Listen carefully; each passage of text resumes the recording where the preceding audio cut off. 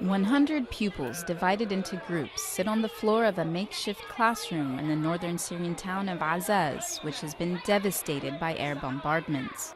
The students, aged 6 to 15, face small white boards and listen attentively to the lesson of the day. The youngest recite the Arabic alphabet, while others do math exercises, learn basic English, or try to read the Quran. They had to flee their school after rebels used it as a base, drawing fire from the Syrian army. Our school is in ruins.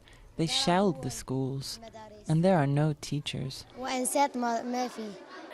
Once a rebel fighter, Ahmed Karkoubi laid down his weapons to resume his profession as a teacher. He oversees 3 makeshift schools. He says that 1,000 students have enrolled for the school year in Aazaz, which before the conflict was home to 70,000 people. Many people here don't have the means to leave the country, to travel or to rent a house, and there are no spaces in camps. So they stayed here, and their children have the right to be educated and to continue their normal life. And that's exactly what 14-year-old Khadija is here to do. I want to be a doctor, a surgeon, to help the needy and the sick people.